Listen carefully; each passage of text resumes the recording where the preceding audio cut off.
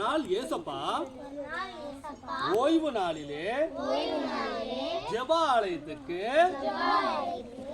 போயிருந்தார். அந்த ஜெப ஆலயத்துக்கு ஓய்வு நாள்லாம் என்ன நாள்? என்ன கிழமை? ஓய்வு நாள்லாம் என்ன நாள்? ரெஸ்ட் எடுக்கிற நாளா? நம்ம ஊர்ல ஓய்வு நாள்லாம் என்ன கிழமை வருது? ஞாயிற்றுக்கிழமை வருது. சரிங்களா? முன்னாடி எல்லாம் ரொம்ப வருஷம் முன்னாடி ஏசப்பா காலத்துலலாம் ஓய்வு நாள்ல என்ன கிழமை தெரியுமா? சொல்லுங்க. 7ஆம் நாள். 7ஆம் நாள் என்ன கிழமை வருது? சனிக்கிழமை. சனிக்கிழமை. நமக்கு இப்போதைக்கு வாரத்துல முதல் நாள் தான் ஓய்வு நாள். அப்ப ஏசப்பா காலத்துல இல்ல, வாரத்துல 7ஆம் நாள். சொல்லுங்க. வாரத்துல ஓய்வு நாள். அப்ப என்ன கிழமை வருது? சனிக்கிழமை வருது. சரிங்களா? அப்போ அந்த சனிக்கிழமை அப்போ அந்த ஜெப ஆலயத்துக்கு யார் போனா? ஏசப்பா போனாரு ஓய்வு நாள்ல. சரிங்களா? அப்போ அந்த ஓய்வு நாள்ல தான் அந்த ஜெப ஆலயத்துல நிறைய பேர் கூட்டமா ஜெப ஆலயத்துக்கு வருவாங்க. எதுக்கு ஜெப ஆலயத்துக்கு வருவாங்க? ஜெபம் பண்றதுக்கு, சாமி கும்பிடுறதுக்கு, ஏசப்பா தொழுறதுக்கு எல்லாத்துக்கும் வருவாங்க. இப்போ ஞாயிற்றுக்கிழமை தானே எங்க போனாலும் சர்ச்சில் ஒரே கூட்டமா இருக்கு. அப்போலாம் எப்போ சர்ச்சுக்கு போவாங்க? 7ஆம் நாள். சொல்லுங்க. ஓய்வு நாள். ஒரே கூட்டம். சொல்லுங்க. கூட்டமா. ஏன்னா அப்பதானே எல்லாம் ரெஸ்ட்ல இருப்பாங்க ஓய்வு நாள்ல. அப்ப எல்லாம் சர்ச்சுக்கு போயிடுவாங்க. அப்போ அந்த இடத்துல ஏசப்பா எந்த இடத்துக்கு போறாரு ஓய்வு நாள்ல? சொல்லுங்க. ஜெபாலயம். சர்ச்சுக்கு.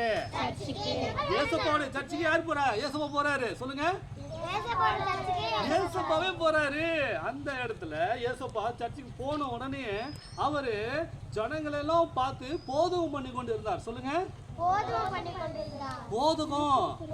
போதகம்னா என்ன? இப்ப நீங்க ஸ்கூலுக்கு போறீங்க, டீச்சர்லாம் உங்களுக்கு என்ன பண்றாங்க? என்ன சொல்லி கொடுக்குறாங்க? டீச்சிங். சொல்லுங்க. ப்ரீச்சிங். எல்லாம் சொல்லி கொடுக்குறாங்களா? டீச்சரே என்ன சொல்லி கொடுப்பாங்களா? அதே போல அங்க ஏசப்பா அந்த சர்ச்சுக்கு போனோடனே கூடி இருந்த எல்லா ஜனங்களுக்கு முன்பாக அவர் என்ன பண்ணாராம்? டீச்சிங் பண்ணாரு. சொல்லுங்க. ப்ரீச்சிங் பண்ணாரு. போதகம் பண்ணி கொண்டிருந்தார்.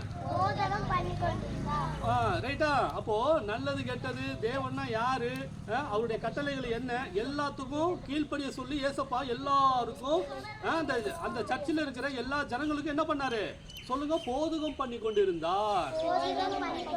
சரி, போதகம் பண்ணிக்கிட்டே இருக்கும் பொழுது ஏசப்பா ஒரு அப்படியே சுத்தி முத்தின பாக்குறாரு. சரிங்களா? போதகம் பண்ணிக்கிட்டே ஒவ்வொருத்தவங்க முகமா பார்த்துட்டு வந்துட்டு இருந்தாங்க. அப்போ அதே ஊர்ல பாத்தீங்கன்னா ஒரு கூன் உளுந்த ஒரு அம்மா. யாரு? கூனினா உங்களுக்கு என்ன வியாதி தெரியுமா? கூனி. சொல்லுங்க. கூனி அந்த ஒரு பலவீனப்படுத்தும் ஒரு ஆவியுடைய ஒரு பெண் அந்த சர்ச்சுக்கு அந்த உள்ள வந்திருந்தா. சரிங்களா? கூன் வியாதிலாம் தெரியுமா உங்களுக்கு? குனிஞ்ச மணிமாவே இருப்பாங்க. முதுகுல பாத்தீங்கன்னா அவ்வளோ பெரிய கட்டி மாதிரி ஒரு பெரிய ஒரு பாறாங்கலை வச்ச மாதிரி முதுகுல இருக்கும். அவங்களுக்கு பேர் என்னது? கூன் விழுந்தவங்க. சொல்லுங்க. அவங்க எப்படி வருவாங்கன்னா அவங்களால நிமிரவே முடியாது. சொல்லுங்க.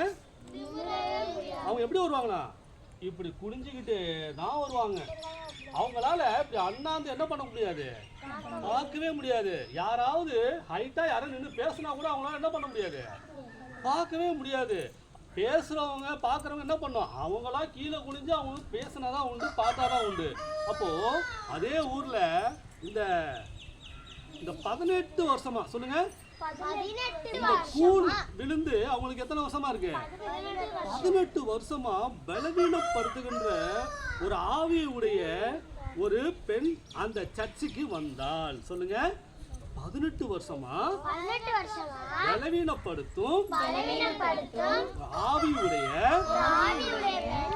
ஒரு பெண் அந்த சர்ச்சுக்கு வந்து ஒரு ஓரமா ஏசப்பாவுடைய வார்த்தையை கேட்கறதுக்கு வந்திருந்தாங்க. சரிங்களா? அப்போ அவங்க தன்னுடைய பலவீனத்தெல்லாம் அவங்க பார்க்கவே இல்லை. பலவீனத்தை பார்க்கவே இல்லை. தனக்கு இருக்கின்ற சுகவீனத்தை பார்க்கவே இல்லை. நேரா ஏதோ ஒரு நம்பிக்கையில எனக்கு சுகமாகும் அப்படின்ற நம்பிக்கையில அவங்க எங்க வராங்க? சர்ச்சுக்கு வராங்க. சொல்லுங்க. இப்போ நிறைய ஜனங்கள்லாம் பலவீனத்தை கண்டு சுகவீனத்தை கண்டு எங்க இருக்கிறாங்க? வீட்டுக்குள்ள முடங்கி கிடக்குறாங்க. ஆனா இப்படிப்பட்ட மனுஷி யாரு? 18 வருஷமா கூடு விழுந்த அந்த அம்மா வீட்டிலே உட்காராம அவங்க எங்க தேடிதான் வந்தாங்க? சர்ச்சுக்கு தேடி வந்தாங்க. அவங்களுக்கு எவ்வளவு வைராக்கியம் பாத்தீங்களா? எவ்வளவு நம்பிக்கை பாத்தீங்களா? எவ்வளவு விசுவாசம் பாத்தீங்களா? எப்படியா இருந்தாலும் சர்ச்சுக்கு போகணும். நான் எந்த நிலைமையில இருந்தாலும் பரவாயில்ல, நான் எங்க தான் போவேன். எனக்கு எவ்வளவு பெரிய பலவீனம் இருந்தாலும் சுகவீனம் இருந்தாலும் நான் எங்க தான் போவேன்? ஓய்வு நாள் ஆயிடுச்சுன்னா நான் எங்க தான் போவேன்? சர்ச்சுக்கு தான் போவேன், வேற எங்கேயுமே போக மாட்டேன் அப்படின்னு சொல்லிட்டு அப்படி ஒரு பக்தி வைராக்கியத்துல இருந்தவங்க யாரு? இந்த 18 வருஷமா அவங்கள யார் கட்டி வச்சிருந்தா? அந்த பலவீனத்துல சொல்லுங்க. சாத்தான் கட்டி வச்சிருந்தான். இந்த பலவீனம், இந்த சுகவீனம், இந்த தீராத வியாதி எல்லாம் யாரால கட்டப்படுது? சாத்தான். சொல்லுங்க. இப்போ ஒவ்வொருத்தவங்க இப்ப கண்ணு தெரியல, காது கேட்கல, இந்த மாதிரி கூணு, நிறைய பேர் வியாதியில மறிக்கிற தருவாயில நிறைய பேர் கஷ்டப்பட்டு இருக்கிறாங்கன்னா அந்த வியாதி படுக்கையை கொண்டு வந்தது யாரு? சாத்தான் தான் கொண்டு வந்தது. நல்லா தெரிஞ்சுங்க. இப்போ உலகத்துல பாக்குற எல்லா வியாதிகளும் ஏசப்பா கொடுத்தது கிடையாது. சாத்தான் மட்டும் தான் வியாதியை கொண்டு வருது. ஏசப்பா கிட்ட எந்த ஒரு வியாதியும் இல்லை. சொல்லுங்க. அவர் எந்த வியாதியையும் அனுமதிப்பதும் இல்லை. சரிங்களா? அவர்கிட்ட இருந்து நன்மையான காரியங்கள் மட்டும்தான் வரும். சொல்லுங்க. ஏசப்பா கிட்ட இருந்து நன்மையான காரியங்கள் மட்டும்தான் வரும். சரிங்களா? ஏன்னா பைபிள்ல எழுதப்பட்டிருக்கு யாக்கோபு 1:12 சொல்லுங்க. நன்மையான எந்த ஈவும் பூர்ணமான எந்த வரமும் பரத்திலிருந்து உண்டாகி சோதிகளின் பிதாவினத்திலிருந்து இறங்கி வருகிறது. பாருங்க. அப்ப நன்மையான இந்த ஈவம்லாம் யார்கிட்ட இருந்து வருதான்? ஏசப்பா கிட்ட இருந்து வருதான்ப்பா. சரிங்களா? அப்ப கெட்டதெல்லாம் யார்கிட்ட இருந்து வருது? சாத்தான் கிட்ட இருந்தா வருது. சரிங்களா? அப்போ நம்ம ஒரு வியாதி வந்துருச்சு, ஒரு பலவீனம் வந்துருச்சு அப்படின்னா தேவையில்லாம நம்ம என்ன பண்ணக்கூடாது? முறுமுறுக்க கூடாது. ஏசப்பாவை சந்தேகப்படக்கூடாது. ஏன்னா அந்த வியாதி யாரெல்லாம் வந்திருக்கு தெரியுமா? சாத்தான் மூலமா தான் வந்திருக்கு. ஏசப்பா நமக்கு வியாதியை கொடுத்து சோதிக்கிறவர் அல்ல. சொல்லுங்க. ஏசப்பா நமக்கு வியாதியை கொடுத்து வேதனையை கொடுத்து நம்மை தண்டிப்பவர் அல்ல, சோதிக்கிறவரும் அல்ல. மாறாக சோதிக்கப்படுகிறவர்களுக்கு அவர் உதவி செய்ய வல்லவரா இருக்கிறார். இப்ப புரியுதுங்களா? அப்போ அந்த 18 வருஷமா அந்த கூன் விழுந்த அந்த அம்மாவை கட்டி வச்சது யாரு? சாத்தான். சரிங்களா? அப்போ இயேசுப்பா பாக்குற சுத்தி முத்திலும் இயேசுப்பா கண்ணுக்கு அந்த தேவாலயத்துல யார் தெரியுறா? இந்த அம்மா.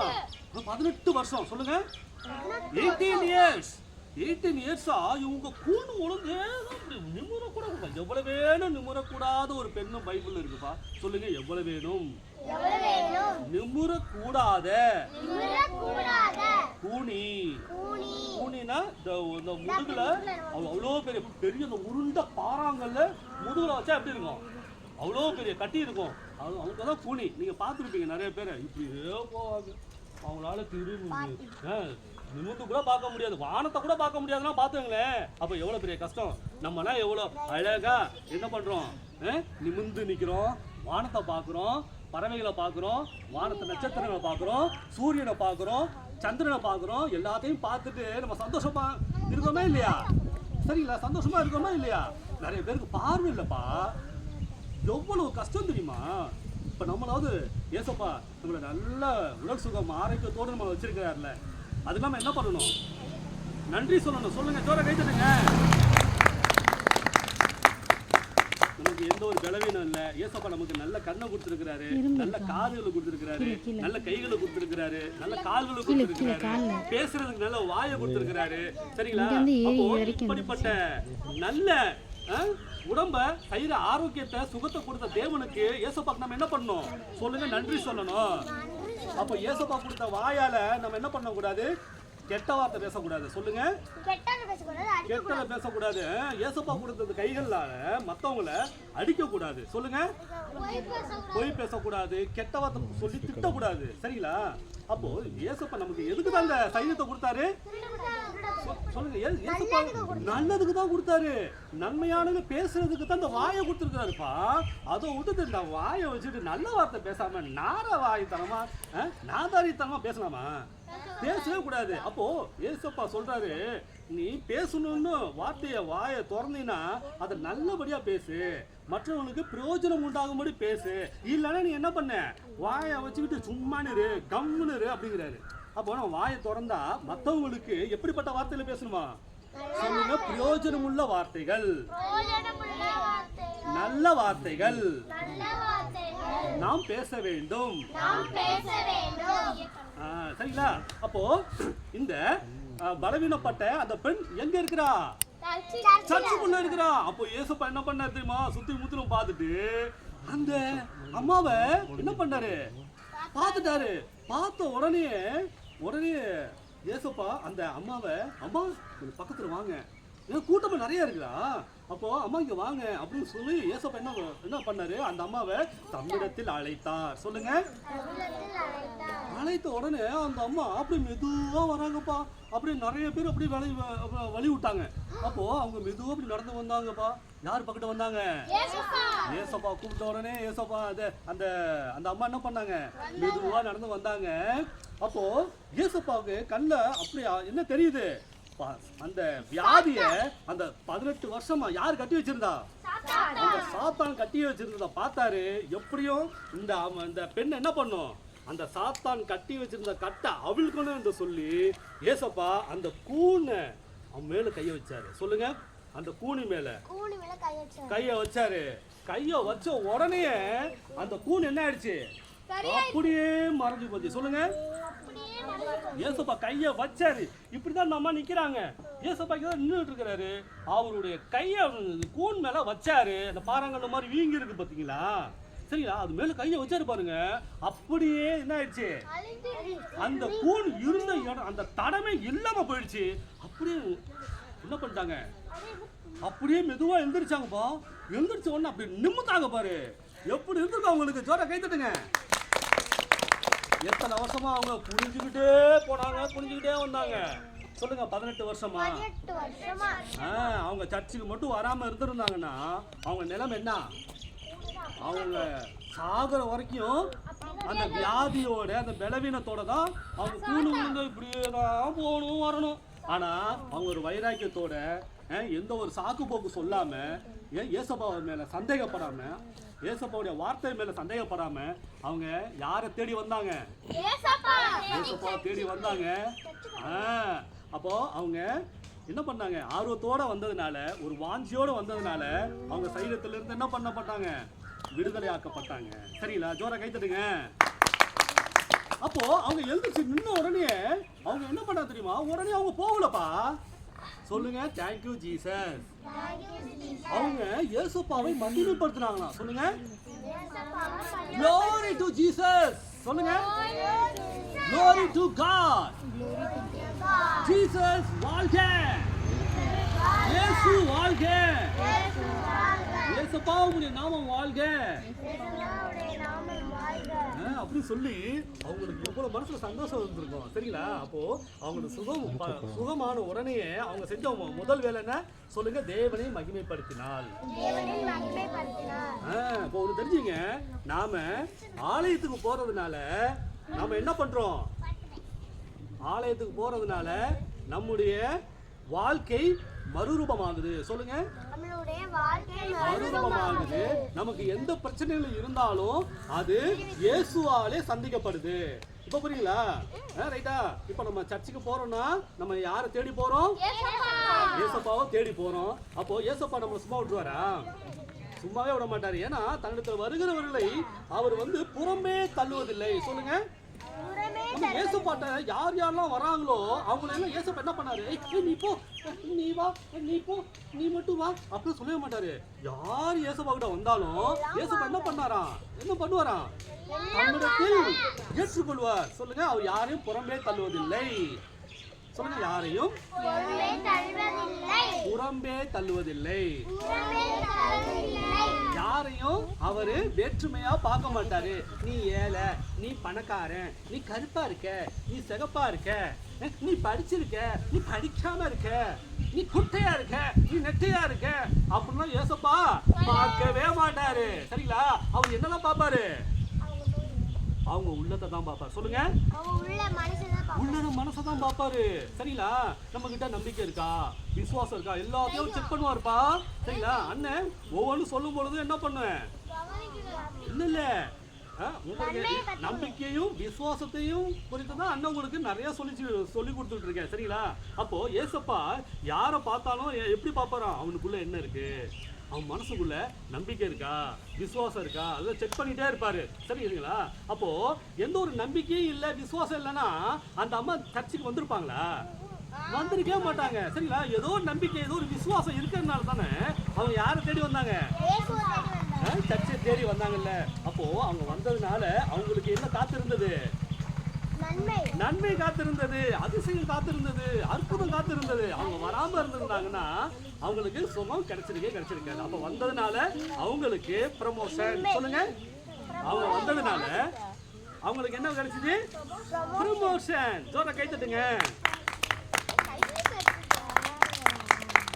ஓகே, அப்போ இதுக்கு நம்ம என்ன பண்ணோம்? நமக்கு எவ்வளோ பெரிய தேவைகள் இருந்தாலும், எவ்வளோ பெரிய பிரச்சனைகள் இருந்தாலும், சரிங்களா, நாம சாக்கு போக்கு சொல்லாம நம்ம என்ன பண்ணோம்? யாரை தேடி போகணும்? ஏசப்பா தேடி போகணும். ஏசப்பா தேடி போனோம்னா அவரை தேடுகிறவர்களுக்கு ஒரு நன்மையும் குறைவுபடாது. சொல்லுங்க, அண்ணன் என்ன அந்த வசனம் சொல்லி கொடுத்துருக்கல, சிங்க குட்டிகள் தாழ்ச்சி அடைந்து பட்டினியா இருக்கும், கர்த்தரை தேடுகிறவர்களுக்கோ ஒரு நன்மையும் குறைவுபடாது. சொல்லுங்க, சிங்க குட்டிகள் தாழ்ச்சி அடைந்து பட்டினியா இருக்கும், கர்த்தரை தேடுகிறவர்களுக்கோ ஒரு நன்மையும் குறைவுபடாது. சங்கீதம் 34 10. சங்கீதம் 34 10. இந்த வசனம் அண்ணன் எதுக்கு சொல்லி கொடுத்துருக்கேன்னா, சரி இந்த வசனத்தையே வச்சுங்க. அண்ணன் இன்னொரு வசனம் சொல்றேன். உமது ஆலயத்துள்ள சம்பூர்ணத்தினால் திருப்தி அடைவார்கள், உமது பேரின்ப நதியினால் அவர்களின் தாகத்தை தீர்க்கிறீர். சங்கீதம் 36 8. எதுவும் வந்தாலும் உனக்கு 10 தான் ஆயில வருமாடா. சொல்லுங்க, 36 8. உமது ஆலயத்தில் உள்ள சம்பூர்ணத்தினால் திருப்தி அடைவார்கள், உமது பேரின்ப நதியினால் அவர்களின் தாகத்தை தீர்க்கிறீர். சங்கீதம் 36 8. ஓகே, தோற கை தட்டுங்க. சரி, இந்த வசனத்தை யார் சொல்றது? அந்த 2 வசனம் சொல்லி கொடுத்துருக்கல. சிங்க குட்டிகள் தாழ்ச்சி அடைந்து பட்டினியா இருக்கும், கர்த்தரை தேடுகிறவர்களுக்கோ ஒரு நன்மையும் குறைவுபடாது. அடுத்து, ஒரு ஆலயத்தில் உள்ள சம்பூர்ணத்தினால் திருப்தி அடைவார்கள், ஒரு பேரின்ப நதியினால் அவர்களின் தாகத்தை தீர்க்கிறீர். சங்கீதம் 36 8. சிங்க குட்டிகளா? சிங்கக்குட்டி வேணுமா? சிங்கக்குட்டி வேணுமா? சரி, ஓகே. சிங்கக்குட்டிகள் தாழ்ச்சி அடைந்து பட்டினியாய் இருக்கும், கர்த்தரை தேடுகிறவர்களுக்கோ ஒரு நன்மையும் குறைவுபடாது. சங்கீதம் 34 10.